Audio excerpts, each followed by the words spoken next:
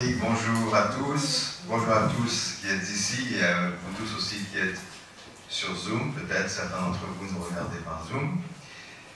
Merci de venir en ce jour, effectivement, de fête, de célébration de la Journée internationale de la paix selon l'ONU. Une des journées les plus importantes, je pense, en tout cas en ce qui concerne notre organisation, qui est une organisation pour la paix universelle. C'est une journée qu'on doit célébrer. Donc on a décidé de la célébrer en parlant des valeurs et de la culture de paix, parce que c'est un sujet qui est d'actualité, beaucoup d'actualité. Je pense qu'on aura d'autres personnes qui viendront, on aura toute la journée ensemble, si vous le voulez bien, et vous serez les bienvenus. Alors, ça, il y a un problème. Ah non, ça. D'accord. Donc voilà, j'ai voulu commencer avec cette carte, qui est la carte dans le livre de Sam Huntington. Je pense que vous connaissez Sam Huntington, qui est celui qui a écrit ce fameux livre, Le choc des civilisations. C'était après la fin de la guerre froide, où il y avait deux blocs, n'est-ce pas? Le monde était divisé en deux blocs, et après, le monde s'est divisé davantage entre blocs culturels, basés sur des religions différentes. Et il a dit, on aura des conflits qui vont naître, des conflits culturels, des conflits religieux, et effectivement, c'est quelque chose qui est une réalité. Maintenant, est-ce qu'on peut dépasser cette division en blocs culturels? Voilà la question qu'on va traiter un peu aujourd'hui. En tout cas, que moi je vais traiter en parlant du point de vue des valeurs. Vous voyez cette carte, peut-être on ne la voit pas très très bien parce qu'il y a beaucoup de lumière. Je ne sais pas si... Ça va? Vous la voyez quand même? D'accord. En bleu, vous voyez donc, enfin bleu et les tons bleu un peu vert, c'est le christianisme, donc l'Amérique du Nord, l'Amérique du Sud, les chrétiens protestants, ensuite vous avez les catholiques, aussi les orthodoxes en bleu un peu plus violet, vous voyez la Russie, vous avez, et bien sûr, bien entendu l'Europe aussi, vous avez l'islam en vert, vous avez les religions africaines, enfin la tradition, la culture africaine, pardon, plutôt notamment qui est présente, très présente, omniprésente dans la partie sud, la culture hindoue, la culture chinoise, la culture bouddhiste, notamment en Mongolie, etc. Oui, donc ce sont quand même des blocs culturels extrêmement importants, enracinés dans des cultures qui sont millénaires ou bien plus encore, et les valeurs qu'ils portent sont parfois en conflit les uns avec les autres. Et c'est donc un problème que nous traversons, surtout qu'aujourd'hui nous vivons entre nous, parce que chacune de ces culture est représentée dans toutes les nations pratiquement. Donc voilà, c'est important. Alors, je vais vous donner trois citations. Celle-ci vient de M. Chaudhuri, Anwar Chaudhuri, qui est un diplomate de l'ONU du Bangladesh, qui était ancien président de l'UNICEF, et c'est lui qui était responsable de développer le programme d'action de la culture de la paix à l'ONU, à la fin, donc, tout à la fin du siècle dernier. Donc vous savez que l'ONU a commencé un programme de culture de la paix pour une trentaine d'années, je pense qu'ils avaient un but, ou 20 ans, je crois, et c'était donc, d'ailleurs l'UNESCO l'a repris aussi, c'est un thème qui a été repris, et c'est lui qui était le principal acteur de ce programme. Et alors, il y a quelques jours, lors de ces 25 ans, nous célébrons 25 ans de cette déclaration de la culture de la paix, il a fait un discours à New York, venu à New York, et j'ai repris un petit thème, un petit extrait de son discours. Lorsque nous parlons de paix, nous attendons des autres, des politiciens, les diplomates ou les autres praticiens, qu'ils prennent l'initiative. Tandis que lorsque nous parlons de culture de la paix, nous savons que l'action initiale commence par chacun d'entre nous. C'est important, n'est-ce pas? C'est une remarque importante, parce que la paix, c'est les autres. Mais en réalité, la paix commence avec nous. La culture de la paix, ça veut dire que ça doit commencer à l'intérieur de chacun, de chaque famille, etc., de chaque pays. Alors, on a repris, effectivement, Patrick les a relus, c'était dans notre invitation. Voilà pourquoi on a repris ces citations. Spinoza, qui est un grand philosophe du XVIIe siècle, qui disait que la paix n'est pas l'absence de guerre, mais une vertu qui naît de la vigueur de l'âme. Ça veut dire que la paix, c'est pas justement le fait, dans la société, il n'y a plus de guerre, donc c'est la paix, pas du tout. La paix, elle vient, en réalité, du cœur, de l'âme, et de la volonté humaine, la vigueur de l'âme. Et l'âme, c'est aussi le cœur. Voilà, on parle du cœur déjà un petit peu, hein, sous un autre terme. C'est extrêmement important. Et un autre aussi, qui était toujours dans notre invitation, c'est Dag Hammarskjöld, qui était le deuxième secrétaire général des Nations Unies. Et vous savez qu'il a été tué, il a péri dans un accident d'avion en 1960, pendant cette guerre justement, la guerre froide, notamment en Afrique. Hein, il y avait la guerre au Congo, etc. Il allait visiter, je pense, les pays en guerre, et l'avion a été abattu. Donc voilà, c'est une victime de la guerre froide. Et c'était un homme remarquable, il était, je crois, norvégien ou suédois? Suédois. Et il avait donc une certaine spiritualité, et il disait lui-même, à moins qu'il n'y ait une renaissance spirituelle, le monde ne connaîtra pas de paix. Lui qui organisait tous les politiciens, l'ONU, etc., il comprenait que c'est pas seulement la politique, c'est pas seulement l'économie, que c'est beaucoup plus profond que ça pour que la paix vienne. Donc voilà, donc c'était 3 citations que je pense sont assez importantes, que j'ai voulu rappeler. Alors, comme on parle des valeurs aujourd'hui, c'est le thème de notre journée, je vais d'abord faire une petite définition, si vous voulez. En fait, je tire cela d'un livre qui s'appelle La pensée de l'unification, qui est la pensée philosophique de nos fondateurs et qui est un peu la base de nos activités, si vous voulez. Ça s'appelle La pensée de l'unification, c'est un gros livre que vous pourrez trouver d'ailleurs, qui est disponible, vous pourrez le voir ici, si vous le voulez, et même l'acheter, si vous voulez. Il n'est pas très cher du tout, il est très, très bon marché. C'est un gros livre, et je vous recommande, si vous êtes un peu philosophe, je vous recommande de l'étudier. Il y a tout un chapitre sur l'axiologie. L'axiologie, c'est la théorie, philosophie de la valeur. Donc, qu'est-ce que c'est que la valeur? Donc, je ne vais pas entrer dans les détails, c'est un peu théorique, mais je vais rappeler quelques points importants. Selon la pensée de l'unification, la valeur, c'est la qualité d'un objet ou d'une personne qui satisfait notre désir. C'est-à-dire, je désire quelque chose, cet objet, ou je désire avoir une relation avec cette personne, et la valeur vient de ce désir, de l'importance. Et ce qui est important, c'est de comprendre que finalement, la valeur, elle a 2 aspects. Elle a un aspect qui est objectif. Chaque objet, chaque personne a une valeur. Cette chaise a une valeur, un tableau a une valeur, cette maison a une valeur, chaque personne ici a une valeur humaine, tout le monde le connaît.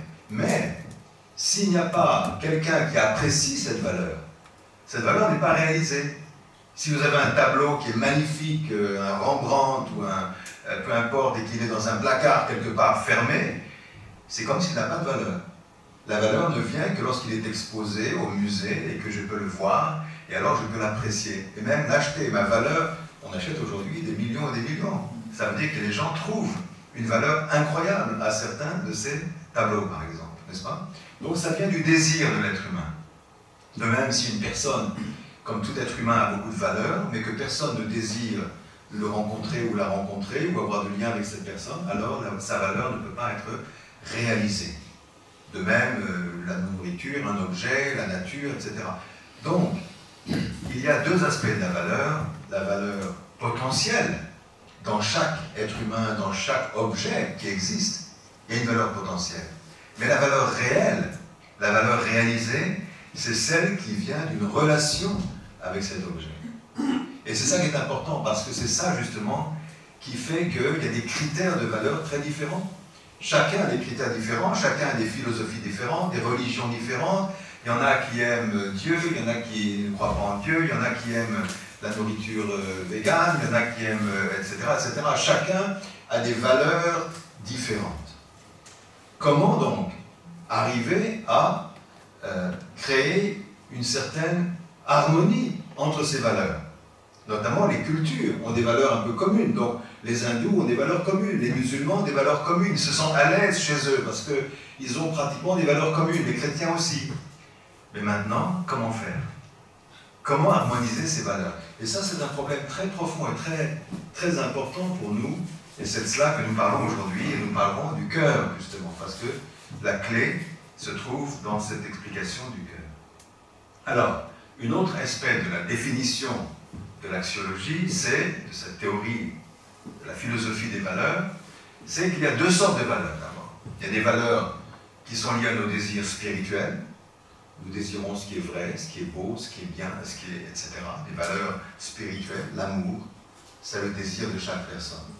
Et nous avons des désirs physiques, bien entendu, des désirs pour la nourriture, désirs de dormir, pour que notre corps soit en bonne santé, désirs de logement, les désirs sexuels, etc.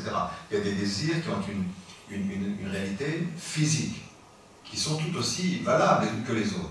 Donc il y a des valeurs, il y a une dualité de valeurs aussi, il y a des valeurs spirituelles et des valeurs matérielles. Les deux sont nécessaires. En réalité, le corps doit servir l'esprit et les valeurs matérielles doivent servir les valeurs spirituelles. Normalement, parfois, on fait l'inverse et ça cause des problèmes. Mais je ne vais pas parler des valeurs matérielles aujourd'hui, je vais me concentrer sur les valeurs spirituelles. Parce que quand on parle d'une culture de paix, on parle d'une culture de l'esprit. On parle d'une culture de l'esprit, d'une culture du cœur. Donc on va se concentrer sur les valeurs de l'esprit. Et en plus, il y a deux buts, il y a deux sortes de valeurs, il y a deux sortes de désirs, il y a deux sortes de valeurs, il y a aussi deux sortes de buts. Le but, c'est très important, parce que c'est parce qu'on a un certain but qu'on a une certaine valeur. Parce qu'on cherche quelque chose, on trouve de la valeur dans ce qu'on cherche. Or, il y a un but qui est lié à un désir personnel, mon but à moi, personnel. Je cherche de la valeur pour me satisfaire moi. En même temps, j'ai un désir de satisfaire les autres. Donc, de satisfaire ma famille, de satisfaire ma nation. D'ailleurs, je travaille dans une société et j'ai un salaire pour me satisfaire moi. Mais ce qui est plus important, c'est qu'à travers mon travail, je sers ma nation ou ma société. Si je prends un salaire et que je ne fiche rien et que je ne sers pas à ma société, je vais me faire mettre à la porte très vite. Ça veut dire que c'est le but de l'ensemble qui est prioritaire, toujours sur le but individuel. Mais les deux sont nécessaires. On ne peut pas avoir l'un sans l'autre. Mais le but de l'ensemble est toujours prioritaire. Donc, nous avons un but qui est de chercher de la valeur pour soi-même. Je cherche des choses de valeur pour moi, pour ma maison, pour mon corps, pour ma nourriture, etc. Mais en même temps, je cherche des valeurs à réaliser de la valeur pour les autres. Même les valeurs spirituelles, je les cherche pour moi. Je vais au cinéma, je vais me reposer, j'écoute de la musique, je cherche des valeurs qui sont des valeurs spirituelles pour moi, pour ma bonne santé. Mais ce qui est très important en société, c'est qu'on doit chercher à satisfaire les autres, à rendre les autres heureux. Et ça, on l'apprend dans la famille, notamment, particulièrement. Toute l'éthique, toute la famille, la vie familiale, c'est là où on apprend à vivre un peu pour les autres, et à ne pas simplement chercher pour soi. Et nos parents nous apprennent qu'il faut aussi vivre pour ses frères et sœurs, pour ses parents, pour ses grands-parents, etc., etc. Ça nous apprend à vivre en société. Donc, ces deux buts sont extrêmement importants. Je ne vais pas aller plus loin, vous pourrez étudier davantage cette philosophie des valeurs, mais elle est extrêmement importante pour catégoriser les valeurs que nous cherchons et que nous devons réaliser. Mais je vais parler maintenant, parce que nous sommes un jour de la paix, c'est le jour de la paix, donc nous devons parler de la paix au moment où il y a beaucoup de guerres autour de nous, beaucoup de problèmes autour de nous, dans la société, comme entre les nations, il y a beaucoup de guerres très graves même, nous le savons, très proches de nous. Donc, il y a un problème qui est le problème de l'affaiblissement des valeurs. L'affaiblissement des valeurs. On le sait, la plupart d'entre nous, enfin, si vous êtes, disons, en France depuis un certain temps, ou vous êtes originaire de France, en général, vous avez une base chrétienne, vous savez que le christianisme a imprégné l'histoire de la France, mais qu'il y a beaucoup de valeurs chrétiennes qui ont perdu de leur force. Et les églises sont un peu vides aujourd'hui. Et c'est partout pareil. Dans les autres pays, et puis aussi chez les musulmans, il y a aussi des problèmes. L'islam est fort, mais en même temps, même s'il y a certaines radicalités parfois qui poussent de l'avant, mais en réalité, toutes les grandes religions qui sont à la base de la culture, à la base des valeurs, elles sont affaiblies, partout, dans le monde entier. Particulièrement, on le sent chez nous, en France, en Europe, etc. Alors, je vais vous lire, donc je vais essayer de faire un petit exposé, simplement, je vous lis ce que notre fondateur, donc Révérend Moon, qui est notre fondateur, qui est mort maintenant, il avait créé d'ailleurs, nous avions organisé pendant une trentaine d'années, une grande conférence internationale avec des grands savants, universitaires, chercheurs, des prix Nobel de littérature, de médecine, etc. On appelait ça la conférence internationale sur l'unité des sciences. C'est-à-dire des scientifiques de tous bords, toutes catégories, qui se rassemblaient, et le thème central c'était la science et les valeurs absolues. Par valeur absolue, il entendait un petit peu ce que nous appelons aujourd'hui valeurs universelles, si vous voulez. Les valeurs qui peuvent être universellement acceptées. Vous comprenez? Il y a des valeurs communes. Malgré qu'on soit de différentes religions, philosophies et autres, il y a quand même, on doit chercher nos valeurs communes pour résoudre les problèmes. Alors il disait, dans cette première conférence, en 1972, au cours de l'histoire, les philosophies et les religions ont développé leur propre conception de la valeur, de l'éthique, chacun ayant ses points forts, encore valides aujourd'hui. Mais elles ont été pratiquement délaissées car elles ne sont pas adaptées à l'ère nouvelle qui s'annonce. En réalité, pourquoi elles ne sont pas adaptées? Parce qu'en réalité, ces religions, ces cultures étaient autonomes. Elles vivaient chacun dans son territoire. Elles avaient conquis un continent ou un pays. Mais aujourd'hui, c'est la globalisation. On ne peut plus vivre comme avant. On ne peut pas se contenter de nos petites valeurs à nous. On doit essayer de les transcender.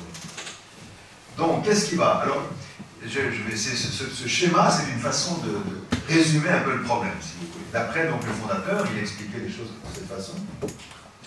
Pourquoi il y a un problème? Il y a un manque de clarté sur la nature de la cause première de l'univers. Dieu. Est-ce que Dieu existe? Quel est le principe originel? Etc. Qui est à la base de toutes les religions. Vous voyez, par exemple, le christianisme, on croit que c'est comme la racine. La cause première, c'est comme la racine de l'arbre, si vous voulez. Et après, il y a le tronc. Le tronc, ce sont les valeurs centrales. Alors, il y a des valeurs centrales qui se ressemblent. Compassion, ça chez les bouddhistes. Bienveillance, chez les confucianistes, etc. Miséricorde, chez les musulmans. Dieu est miséricordieux. L'amour de Dieu, chez les chrétiens, etc. Vous comprenez?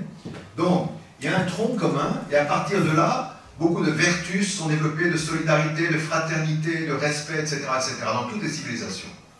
Mais le problème, c'est que la compréhension de l'origine, des racines, est devenue faible. D'ailleurs, dans notre pays, dans nos Occidents, on nie même l'existence de Dieu. La plupart des gens n'y croient plus. Il y en a qui croient que Jésus n'a jamais existé, de toute façon. Alors, où en est le christianisme? Vous comprenez? Donc il y a un problème d'un certain manque de clarté sur la nature de l'origine. Or, c'est la racine même qui doit développer, qui doit donner la vie à ces valeurs-là.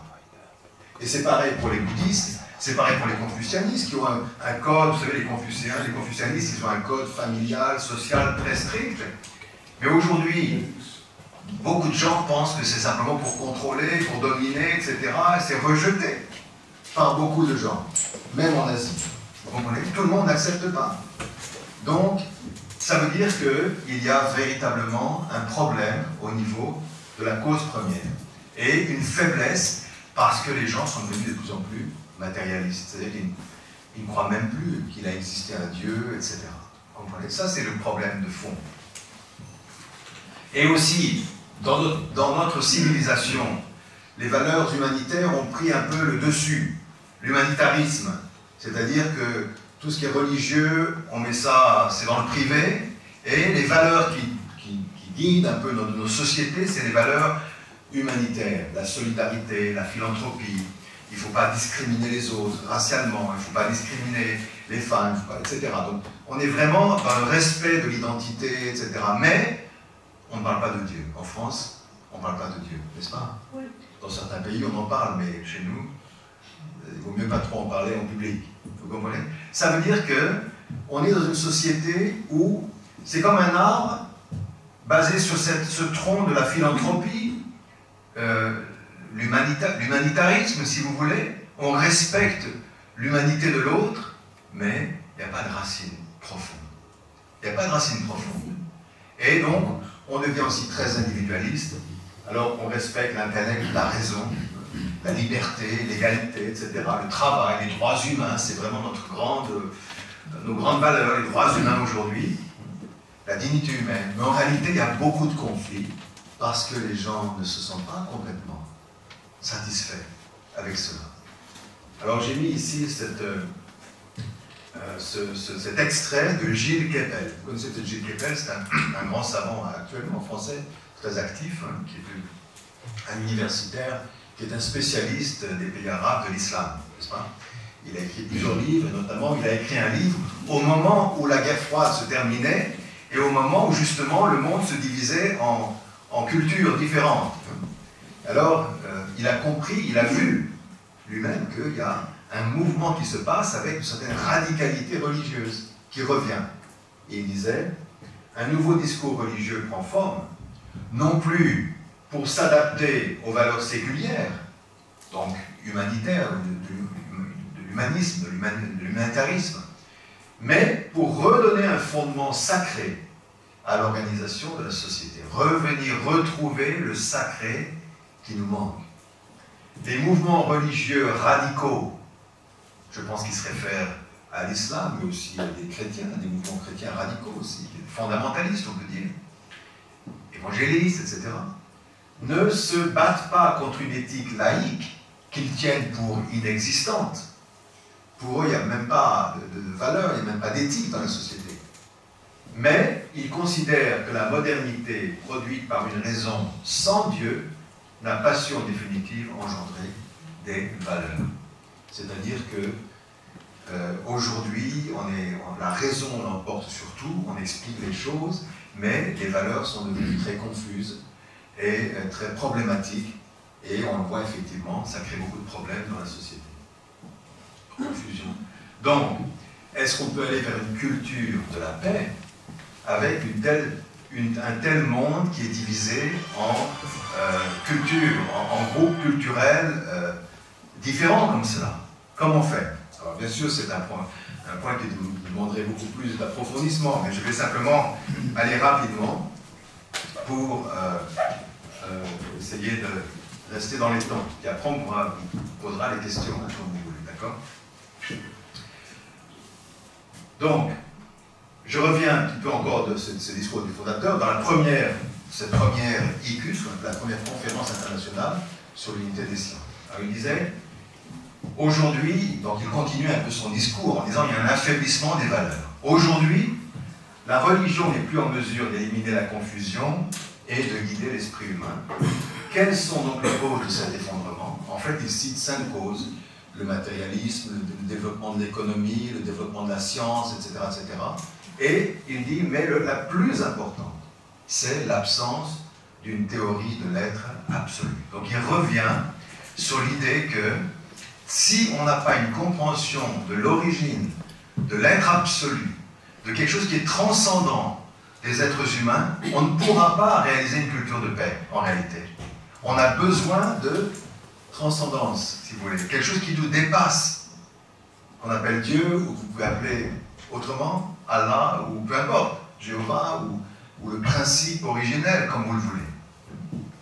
Donc, il y a une nécessité d'approfondir la compréhension de Dieu, ou de ce principe originel.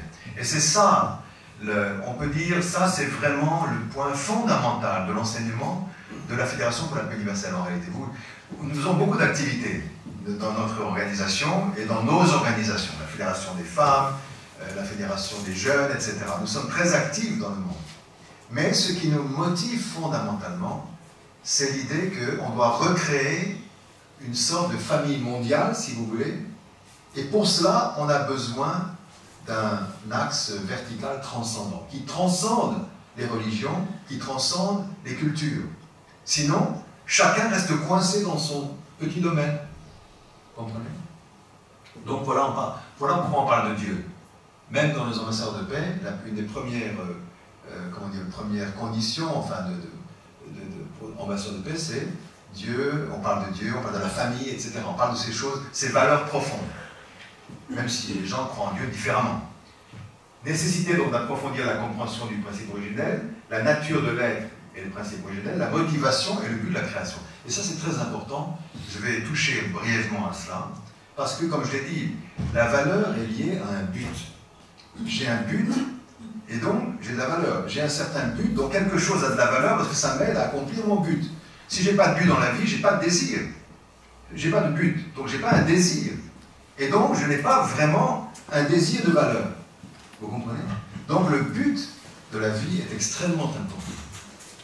Alors voilà, donc je vais... Donc, on vient au cœur. Je passe beaucoup de choses. Donc maintenant, on en arrive justement à parler du cœur. Regardez ce schéma. À travers ce schéma, vous comprenez une chose, c'est que le cœur, il est au centre de la personnalité humaine, on le sait. Le cœur, nous le définissons comme étant cet élan que chacun de nous a depuis notre naissance, d'avoir un objet, de chercher la joie en aimant ou en étant aimé, par l'amour. Donc, on cherche à être heureux en aimant ou en étant aimé.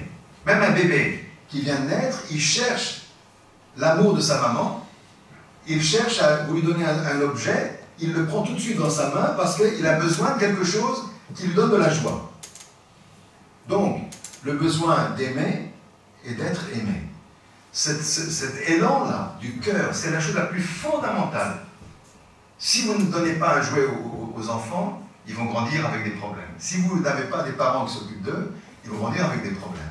Et quand vous avez donc le cœur qui se développe, qui n'est pas vraiment mûr, vous avez un être adulte qui n'a pas la capacité de vivre pour autrui, qui ne fait que vivre pour soi-même, qui finalement blesse tout le monde et crée beaucoup de problèmes dans la société.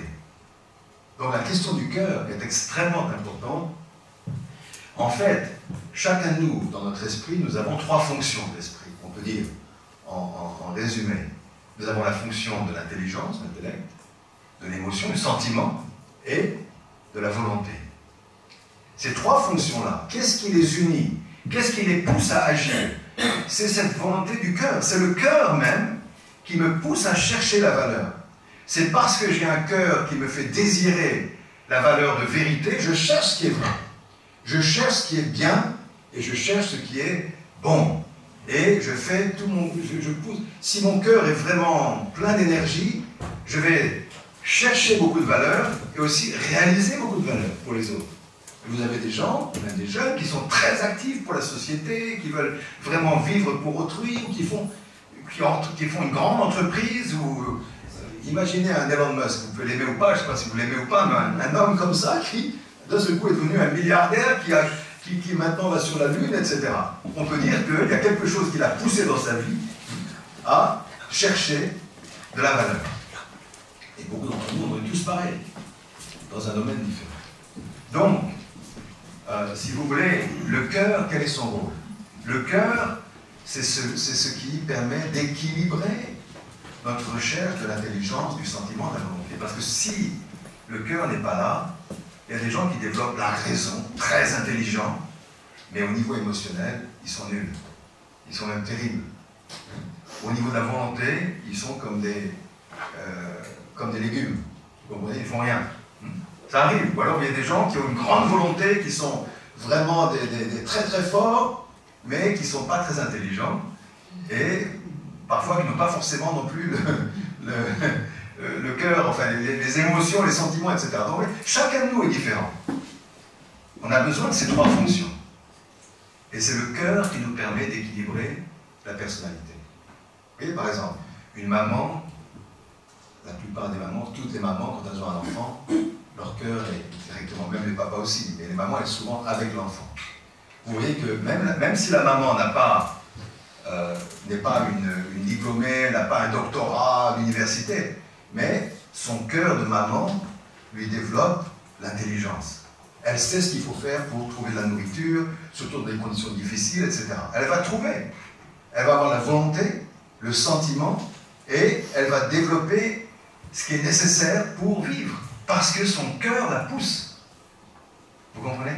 Le cœur est extrêmement important. C'est pourquoi la maturité du cœur, c'est très important, et c'est lorsque le cœur pousse l'intelligence qu'on cherche ce qui est vrai, et on cherche à être une personne vraie pour les autres. On cherche ce qui est bien, et on cherche à être une bonne personne pour les autres. On cherche à être beau, une beauté, même spirituelle si vous voulez, et être ce qui est beau pour nous, et être une belle personne pour les autres. Ça, c'est le cœur. Le cœur est donc extrêmement important pour le développement humain. en réalité. Et aussi, donc finalement, une culture, on peut le voir à travers ce schéma un petit peu plus développé, c'est-à-dire que quand l'intelligence développe la vérité, alors vous avez donc tout un domaine de la société, la philosophie, la science, etc., qui va se développer. Vous voyez, des gens comme par exemple Galilée, c'est des gens qui ont passé toute leur vie à rechercher une vérité et qu'ils ont trouvé. Mais ils ont passé, leur cœur les a poussés pendant des années à chercher cette vérité. Et ils ont trouvé. Quelqu'un comme Monet, il a ce talent de l'art, mais c'est pas venu tout de suite. Il a cherché, il a investi jusqu'à devenir un des plus grands artistes de notre temps. Et Mère Teresa et tant d'autres, c'est des gens qui ont donné leur vie après tant de luttes et de luttes pour faire le bien et qui sont devenus des saints modernes en quelque sorte. Vous comprenez? Donc, une culture du cœur, c'est une culture qui permet de développer la société et d'égaliser les choses. Parce que dans une culture du cœur, vous n'avez pas envie qu'il y ait des gens très riches et des gens très pauvres. Ce n'est pas acceptable. C'est comme dans votre famille, si vous avez un enfant qui réussit très bien et un autre qui est vraiment en mal en point, vous allez tout faire pour celui qui ne réussit pas. Donc la culture du cœur, c'est une culture de l'égalisation, du partage, etc. Voilà pourquoi on dit que la culture du cœur, c'est la base de la culture de la paix. Alors je reviens à mon schéma ici. Vous voyez, je reprends ce schéma. Donc, en fait, toutes les religions, elles ont des valeurs qui sont donc, centrées sur 3 grandes valeurs dont je viens de parler. La vérité, la bonté, la beauté, qui sont des valeurs fondamentales, à partir desquelles tout le reste, toutes les vertus se développent dans la société. Mais le tronc commun, ça, c'est le cœur. Ce que nous appelons l'amour vrai. Le cœur, ça veut dire, quand le cœur est mûr, il vit pour autrui. Un cœur qui se développe, c'est un cœur qui est capable de vivre pour autrui, plus que pour soi-même. Un peu comme un parent, ou un grand frère, ou une grande sœur, qui est capable de vivre pour les autres. Parce que son cœur s'est développé. Et ce qui est important ici, c'est que l'idée que Dieu, et ça c'est le point de vue fondamental de notre association, c'est le point de vue que Dieu lui-même est un être de cœur. C'est-à-dire que l'origine, le principe originel de la société, le principe originel du monde, c'est ce principe de l'amour vrai, le principe de vivre pour autrui, le principe de vivre pour l'autre. Vous remarquez aujourd'hui, par exemple, il y a plusieurs décennies, quand vous regardiez des documentaires sur la nature, par exemple, les gens insistaient beaucoup sur les luttes. Il y a toujours des luttes entre les animaux, etc. etc. Aujourd'hui, regardez bien les documentaires sur la nature. On vous dit toujours, le commentateur va vous dire, voyez comment il coopère. Regardez comment il coopère. Regardez à travers lui, et lui, il coopère. À travers telle plante, avec tel animal, et regardez cet animal, il sert à l'autre, etc. Les gens commencent à comprendre qu'en réalité, la loi naturelle fondamentale, c'est pas la lutte, c'est pas vrai. Ça, c'était l'histoire du marxisme, etc. La loi fondamentale de l'univers, ce n'est pas la lutte, c'est la coopération. La coopération. C'est un point extrêmement important, et c'est parce que c'est la loi fondamentale de l'univers. Parce que le cœur est à la base de tout ça. Et l'idée du cœur, c'est très important parce que si on dit que Dieu est un Dieu de cœur, ce que j'ai mis ici, n'est-ce pas? L'amour vrai, ça veut dire l'amour de vivre pour autrui. Quand vous regardez ces grandes religions, n'est-ce pas?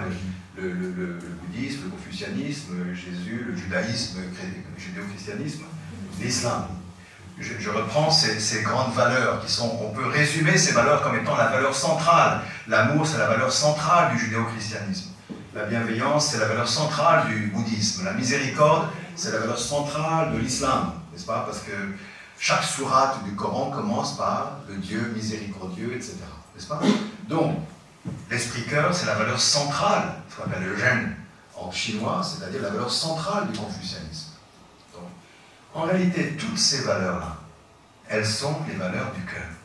Elles sont les valeurs que l'autre est plus important que soi, que je vis pour autrui. Je ne peux pas vivre que pour moi. Vous comprenez? À travers ça, on comprend. Il y a quelque chose de fondamentalement commun dans toutes les religions. C'est cette réalité du cœur qui est le principe fondamental de l'univers. Et c'est pour ça, De même qu'il y a l'amour universel, il y a aussi une éthique universelle. Parce qu'avec l'amour, il y a toujours une éthique, des normes, des règles qui sont... L'amour n'est pas quelque chose en l'air au hasard. L'amour, il y a toujours des règles qui guident l'amour, qui permettent à l'amour de se construire. Et c'est pour ça qu'on a développé ce livre. Nous avons ce livre aussi dans nos bibliothèques. D'ailleurs, peut-être quelqu'un pourra le prendre pour le montrer ici. Hein? Textes sacrés du monde. C'est une anthologie des textes sacrés. Toutes les religions, tous les grands textes du monde sont repris selon certains thèmes.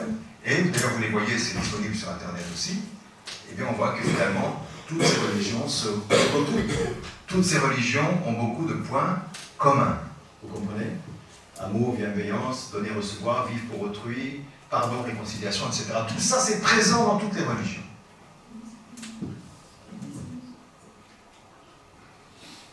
Pourquoi l'amour, le cœur, je vais dire un mot sur le cœur parce que c'est important, il faut que j'aille vite maintenant. Le développement dans la famille. Le cœur, pourquoi la famille est importante? Parce que la famille, c'est l'environnement pour que l'être humain développe son cœur. La plupart des gens, la plupart d'entre nous sommes nés dans une famille. Pas tout le monde, mais la grande majorité. Avec un papa et une maman.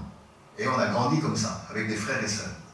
Et pourquoi la famille est très importante? Parce que c'est dans la famille qu'on apprend à développer le cœur. D'abord avec l'amour filial, l'amour réceptif de mes parents surtout. Je respecte mes parents, mais je reçois beaucoup d'entre eux. L'amour fraternel, j'apprends à donner, j'apprends à être heureux en donnant à mes frères et sœurs. L'amour conjugal, qui est plus exigeant, qui demande de donner mais à fond, et puis c'est pas facile parce qu'on a besoin l'un de l'autre et c'est pas toujours facile de rester ensemble. Et l'amour parental, qui naturellement, quand vous avez un enfant, c'est l'amour le plus fort, c'est l'amour inconditionnel, c'est l'amour qui jamais va disparaître. Vous aimerez vos enfants, même si vos enfants vous rejettent, vous n'allez pas les rejeter. La plupart des cas, c'est extrêmement rare qu'un parent rejette son enfant. Parce que le cœur parental, c'est comme ça. Ça veut dire que plus on grandit, plus on arrive à avoir un cœur parental qui représente le cœur de Dieu, ou peu importe comment vous appelez, l'être originel. Donc c'est très important la famille. La famille, sans cela, on ne peut pas développer son cœur. Alors, un autre point sur lequel j'insiste, pour aller un peu vite, c'est que le fait que le cœur, si Dieu est un Dieu de cœur, on reprend ici les mythes bibliques, donc du Coran et la Bible. C'est-à-dire, si Dieu est un Dieu de cœur, on dit qu'il a créé l'homme à son image, n'est-ce pas? Vous voyez, Michel-Ange, vous connaissez bien. Et il a créé l'homme dans ce mythe du Jardin d'Éden. Quand il a créé Adam et Ève, il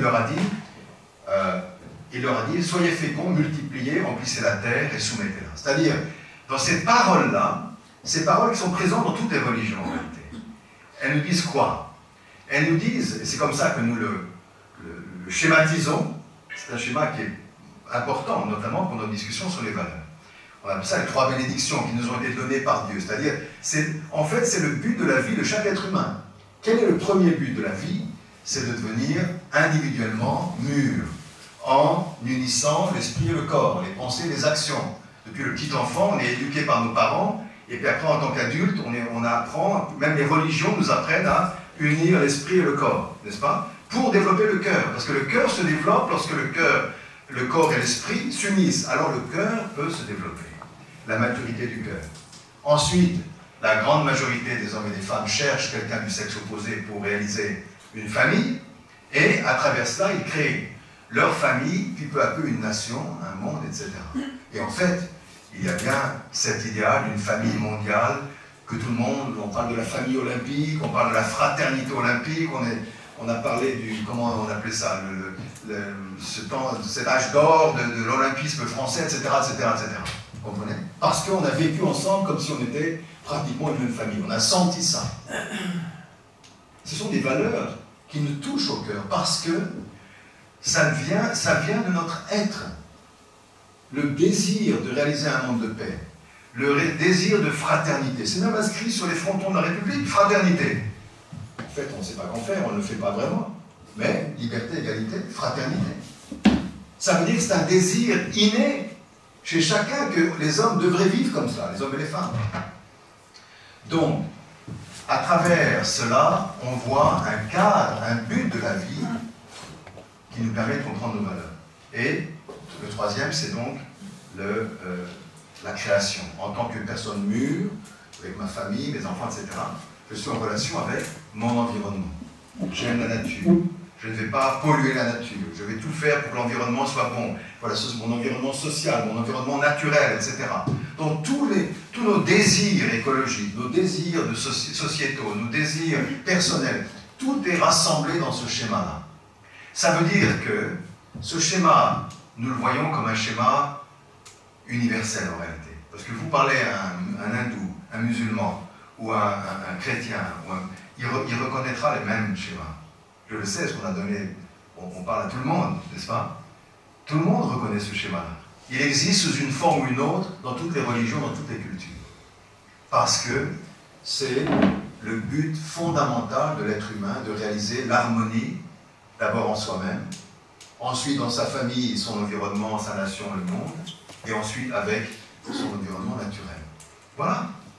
Donc, les valeurs qui sont les nôtres sont des valeurs qui aident à accomplir ce but-là. Et tout ce qui va contre ce but-là, alors ça nous fait un peu mal. Ça nous fait un peu mal. On le sent profondément.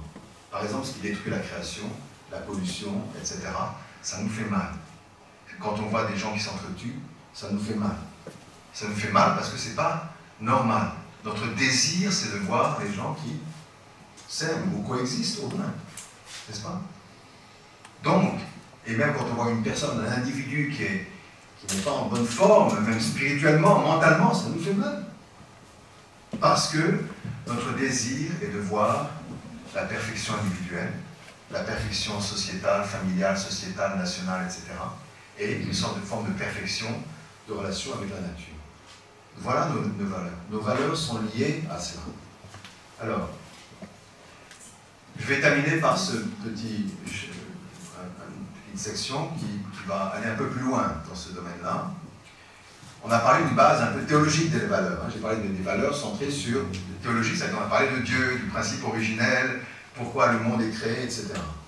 Mais on a besoin aussi d'une base un peu philosophique pour comprendre nos valeurs. Et là, je vais venir sur un point qui est important, c'est l'idée que les lois des valeurs, la loi éthique, les normes éthiques, en réalité, elles sont en parallèle avec les lois de la nature. Parce que les règles de la nature, les règles de l'être humain, sont parallèles. De même que l'esprit et le corps sont parallèles, si vous voulez, les règles du corps sont des règles qui sont en symphonie avec les règles de l'esprit. Regardez, les Confucéens le savaient bien. Jushi, c'est un des plus grands néo-confucianistes, un grand philosophe qui a influencé tout l'Asie, qui disait « La nature, c'est le principe ». Et le principe fondamental, on le trouve dans la nature. Le principe de la vie humaine, on le trouve dans la nature. Mais même de notre temps, quelqu'un que vous connaissez peut-être, il n'est pas un grand philosophe, mais il est quand même très connu, Stephen Covey, qui est un éducateur américain qui a écrit beaucoup de livres, n'est-ce pas? Il y a déjà maintenant une vingtaine d'années, il disait « Les lois régissant le comportement humain ne sont pas inventées. Ce sont les lois de l'univers inscrites dans la trame de chaque civilisation. Les lois de l'univers sont inscrites dans la civilisation. » Même les marxistes, qui pourtant ne croient pas en Dieu, enfin qui sont vraiment matérialistes, ils ont tenté de... Ça c'est Engels, n'est-ce pas? Qui a écrit la dialectique de la nature. Vous connaissez, si vous étudiez un peu les Marx, c'est Marx qui a écrit le Capital, le Manifeste communiste, etc. Mais son grand compagnon, c'était Engels. Engels, c'était l'idéologue.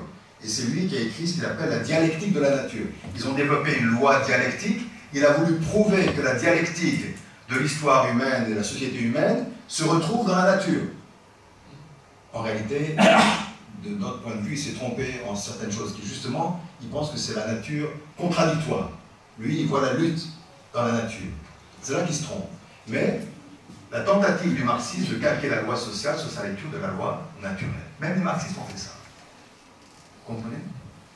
Donc, alors comment nous faisons ça en tant qu'une philosophie qui est liée un peu à l'Occident? Je vais faire un petit parallèle rapidement. Un parallèle entre l'ordre naturel dans l'univers et l'ordre naturel dans la famille. Vous voyez que dans l'univers, on voit un axe vertical entre le centre de la galaxie, le Soleil, un axe qui donc de systèmes qui sont différents, qui sont dépendants les uns des autres, si vous voulez, n'est-ce pas? Et puis vous avez un ordre horizontal, par exemple autour du Soleil, vous avez des planètes qui tournent toutes un peu comme toutes avec des orbites différentes, mais quand même ce sont un ordre horizontal. Et puis vous avez chaque planète qui tourne sur elle-même. Donc il y a une rotation de la planète, elle a sa propre rotation individuelle, en même temps elle tourne autour du Soleil, et en même temps le Soleil il tourne autour du centre de la galaxie. Donc vous voyez, il y a une dimension verticale, horizontale et individuelle. Dans la famille, c'est la même chose.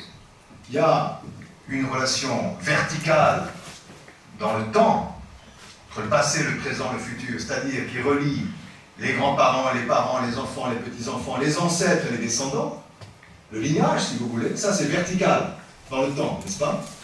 Vous avez des relations horizontales, les enfants sont tous autour des parents, chacun a son orbite, mais en réalité, quand même, tous ils tournent en orbite autour des parents, si vous voulez, dans la maison. Et puis chaque enfant a son propre individualité. Il a aussi son ordre individuel, il n'est pas un objet inanimé. Chaque enfant a son propre caractère, sa propre personnalité.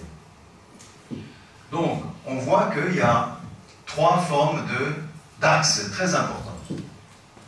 Et on peut représenter la famille sous cette forme de 3 axes. Je vais expliquer brièvement encore.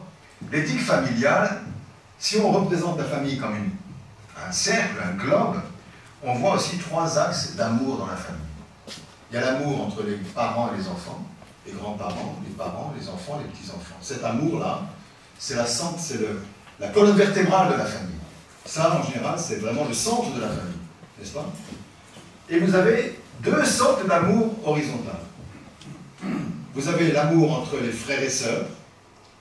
C'est différent de l'amour conjugal. L'amour conjugal, c'est un amour qui ne se partage pas. L'amour conjugal, vous ne pouvez pas partager. Vous êtes avec un homme ou une femme. Quand vous commencez à partager, à avoir beaucoup d'autres, c'est fini. L'amour disparaît. Mais les parents, quand ils ont beaucoup d'enfants, leur cœur grandit. Et plus ils ont d'enfants et de petits-enfants, plus leur cœur et leur amour se développent. Les frères et sœurs, plus ils ont des frères et sœurs, ou même les amis, plus ils ont des amis, si vous voulez, plus leur cœur se développe. Mais l'amour conjugal, plus vous avez de femmes, plus vous avez d'hommes ou de partenaires sexuels, je peux dire, moins ça se développe, et plus ça va dans la catastrophe. Donc ce sont des amours, ce sont des axes différents, qui ont des règles différentes, une éthique différente. Vous comprenez? Donc, ces 3 axes-là, on les retrouve dans la société. C'est pour ça que l'amour, la famille est extrêmement importante. La famille est extrêmement importante dans la société humaine, parce que la famille, c'est un peu une base pour l'éthique sociale. L'éthique familiale, c'est comme une base pour l'éthique sociale. On retrouve dans la société des axes verticaux, c'est-à-dire entre dirigeants, subordonnés, etc. Dans la société, entre le président, etc. Vous comprenez? C'est vertical, une autorité verticale. Vous avez aussi, bien sûr, les plus âgés, les moins âgés, n'est-ce pas? On est tous frères et sœurs, en réalité. Mais quand même, il y a les plus âgés, les moins âgés. Il y a un certain respect, une certaine éthique de relations humaines entre nous. Et puis, il y a cette relation entre l'homme et la femme, ou le couple, qui ne se partagent pas, qui reste la base très importante de la société, qui est mal en point aujourd'hui. C'est pour ça qu'on a tant de problèmes dans la société. Parce qu'on voit bien que la relation homme-femme est très compliquée. Et pourtant, elle est clé pour avoir cette stabilité-là. C'est pourquoi on doit se concentrer sur le problème de l'homme et de la femme. On ne peut pas l'ignorer. Parce que, vous voyez que sans cet axe-là, il n'y a pas d'équilibre. Il n'y a pas d'équilibre. Donc, quand vous regardez les valeurs, j'ai mis ici un certain nombre de valeurs qui sont liées à cet axe-là. Vous voyez que des valeurs qui sont verticales, horizontales, même des valeurs individuelles, parce que comme j'ai dit, chacun tourne autour de lui-même, chacun a sa personnalité, n'est-ce pas? Donc, bonjour, monsieur Miguel, enchanté. Donc, vous avez des valeurs qui sont des valeurs verticales, qui sont les valeurs de bonne gouvernance, des valeurs du dévouement envers l'autre, n'est-ce pas? C'est le leader envers ses subordonnés, n'est-ce pas? des valeurs de loyauté, de respect, d'obéissance. Ça, c'est les subordonnés vers le leader. Donc, ce sont des valeurs qu'on retrouve dans la société, qui sont extrêmement importantes. Vous avez donc, verticalement, l'idéal, c'est diriger avec un cœur parental. Un leader qui dirige avec un cœur comme un parent, si vous voulez, qui est prêt à aimer, qui est prêt à servir, qui est prêt à s'occuper des autres. Vous voyez, pas un leader qui cherche simplement son but personnel, aux dépens des autres. Donc, il y a un certain idéal qu'on retrouve dans la famille. Un cœur parental, c'est un modèle qui vient de la famille. Et puis, vous avez aussi le respect envers l'âge et l'autorité, c'est pareil. En fait, dans la société, on nous apprend, et encore, malheureusement, ce n'est pas toujours vrai, mais à respecter l'âge, l'autorité, c'est très important, respecter les personnes âgées, etc. Vous voyez, ça, ce sont des valeurs verticales. Il y a des valeurs horizontales qui sont entre frères et sœurs, dans la fraternité sociale, la réconciliation, la tolérance, le sens du devoir, la courtoisie, la fidélité, la compassion, etc. Des valeurs de fraternité. Comme j'ai dit, la fraternité, c'est un peu la plus difficile, hein, parmi nos 3 vertus républicaines. Et puis, vous avez toujours ces valeurs de la relation entre l'homme et la femme, qui sont uniques, et qui sont très compliquées, et qui sont justement aujourd'hui, on voit toutes les luttes qui existent. Et ça doit attirer notre attention. Cette lutte actuelle, ça veut dire que la relation du couple doit venir à un autre niveau, en réalité. Donc, la fidélité, le dévouement, tout ça centré sur la sexualité.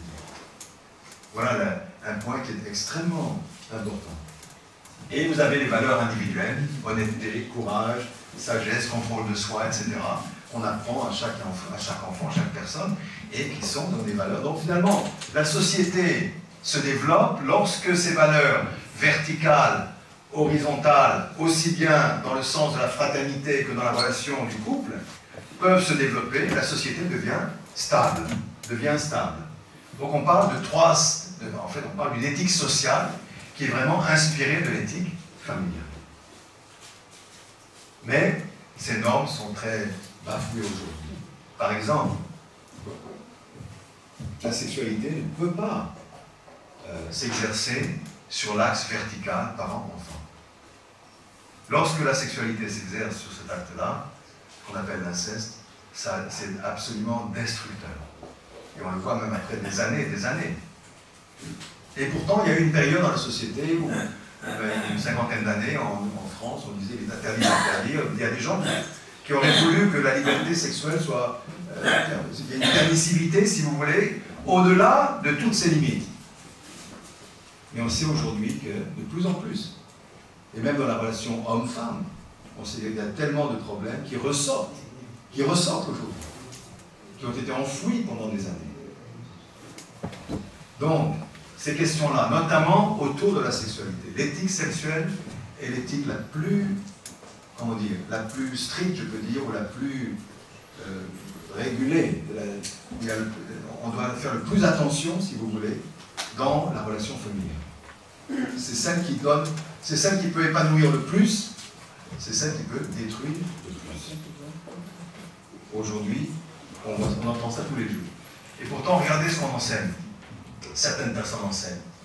Regardez à droite. C'est une campagne pendant le Covid du planning familial en 2020, en plein Covid. Comme ils ne pouvaient pas aller dans les écoles pour enseigner, eh bien, ils mettaient des affiches. C'est une affiche qui est faite pour les primaires, hein, les écoles primaires. Une affiche qui est faite pour l'école primaire. Savoir que j'ai le droit de jouer dans la cour de récré, c'est bien. Savoir que j'ai le droit d'avoir plusieurs amoureux ou amoureuses, aussi, c'est bien. Derrière ça, il y a un message qui fait qu'on brouille les cartes entre la relation fraternelle, si vous voulez, la relation d'amis, de camarades, et la relation amoureux-amoureuse sexuelle. C'est-à-dire qu'on brouille ces deux axes-là, qui ne devraient pas se brouiller. Parce qu'en réalité, quand vous brouillez ces deux axes, vous arrivez souvent à des catastrophes, même en tant qu'adulte. Quand vous avez une relation d'amitié, et que parfois vous tombez dans une... Enfin, vous commencez une relation autre, mais qui n'est pas vraiment profonde, sérieuse, etc., souvent vous cassez la relation. Donc la question de la sexualité est extrêmement importante, et je ne fais que y toucher, simplement ici, pour montrer l'importance de ces axes-là. Alors, c'est pourquoi, quand on parle de l'éducation, notamment l'éducation pour une culture de la paix, eh bien, nous parlons de trois dimensions fondamentales de l'éducation. Il y a l'éducation de la créativité. C'est la créativité, c'est ce que tout le monde a. Donc, nous avons ce qui nous permet de créer, justement, d'être une personne qui crée de l'art, qui crée de la société, qui crée du sport, qui crée une société, etc. Voilà, nous sommes tous des créateurs. Et pour avoir un fondement, il faut que cette créativité soit centrée sur des normes éthiques. C'est-à-dire qu'il y a une éducation éthique qui doit se faire. On ne peut pas faire de l'art sans éthique. Ce sera le thème de M. Ladouce, Dr Ladouce, qui va parler tout à l'heure. L'art aussi doit être fait avec certaines normes éthiques. Toute chose qui se fait dans la société doit respecter certaines normes éthiques. Et, au fond, sur le fondement même, l'éthique doit se développer sur le fondement du cœur. C'est-à-dire que le plus important, le plus fondamental, c'est l'éducation du cœur. C'est ça qu'on apprend dans la famille. C'est pourquoi dans la famille est si importante, parce que celui qui n'a pas vraiment une famille où il a pu développer son cœur, où elle a pu développer son cœur, quand elle commence à vivre, elle risque de vivre en dehors de l'éthique sociale, en créant toutes sortes de conflits avec tout le monde. Elle peut créer beaucoup de choses, ce sont des gens parfois très intelligents, mais qui peuvent créer la division, le conflit, la destruction, etc. C'est pourquoi l'éducation doit être l'éducation du cœur d'abord, le fondement de l'éducation du cœur, ensuite l'éducation des normes. Cœur et normes, ensemble, ce qu'on appelle le character education, l'éducation du caractère, s'il vous plaît. On a fait nous-mêmes beaucoup d'activités d'éducation du caractère, c'est-à-dire le cœur et l'éthique. C'est fondamental pour les jeunes, et après, dans la société même. Et éducation de la créativité, à partir de là. Donc, c'est une éducation qui est à la fois dans la culture, si vous voulez, et je reprends certains termes que M. Doudou Dienne, notre respecté intervenant de tout à l'heure, parfois parle un peu, c'est effectivement dans la société, dans la culture, il y a une dimension esthétique, une dimension de la forme, chaque culture est différente, mais au fond, il y a une dimension éthique qui le soutient, qui la sous-tend. Et sous l'éthique, il y a la dimension spirituelle, qui est la plus profonde en réalité. Vous comprenez? Parce qu'elles sont enracinées dans une spiritualité qui existe au cœur de toutes ces cultures-là. Donc, quand on parle de l'éducation pour la culture de la paix, je pense que M. Doudou nous en parlera, c'était vraiment son... il a fait un grand travail à l'UNESCO, j'espère qu'on l'écoutera tout à l'heure. Il nous parlera un peu plus de ça. Donc, quand on voit la culture, vous voyez, toutes sortes d'aspects, que ce soit le bien, j'ai mis les restos du cœur, voilà, le terme est très bien donné, hein. Resto du cœur, on fait quelque chose pour les autres, centré sur le cœur. L'art aussi, Laurent Ladouce en parlera tout à l'heure, doit être centré sur l'amour, centré sur le cœur. Et même les choses belles, hein, de cette architecture si bien connue, du Taj Mahal et beaucoup d'autres, nos cathédrales, quand la cathédrale de Paris a brûlé, les gens pleuraient. Les gens pleuraient, ils ont été touchés au fond du cœur, parce que derrière la cathédrale, il y a l'intelligence, il y a quelque chose qui est incroyable, il y avait une connaissance, mais derrière ça, il y avait aussi une éthique de vie. Et derrière ça, il y avait le cœur de ceux qui ont investi tant et tant et tant d'années de sacrifices et qui ont vécu centré sur cela. Donc, chaque grande chose de la culture, dans tous les continents, sur tous les continents, a ces dimensions-là. La culture de la paix doit être une culture du cœur.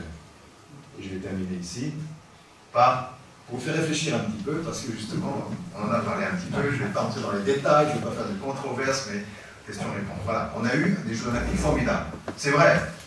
En tout cas, moi-même, j'étais stupéfait. La cérémonie d'ouverture, etc. Enfin, des choses, ils ont illuminé Paris, c'était vraiment assez incroyable. Et dans cette cérémonie d'ouverture, il y a eu quand même une controverse, qui reste encore, qui perdure, n'est-ce pas, autour de cette photo à gauche.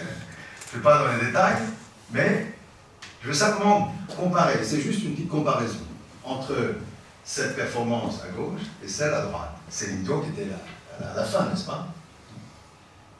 Pourquoi l'une était clivante?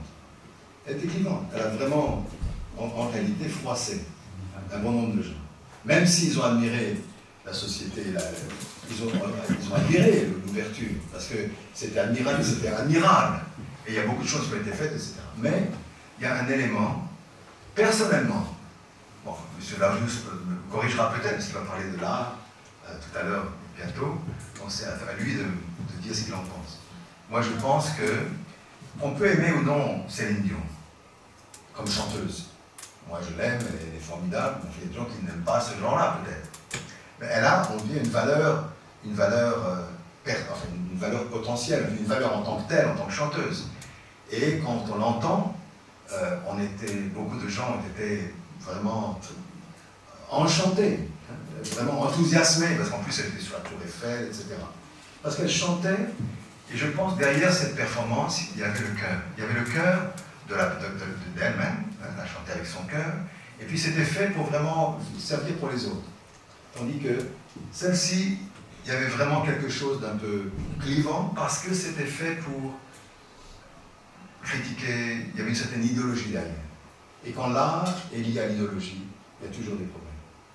Parce que l'art doit être basé aussi sur l'amour et sur le cœur. Voilà, c'est juste pour une petite conférence, c'est une petite... je termine comme ça. Excusez-moi, je suis allé...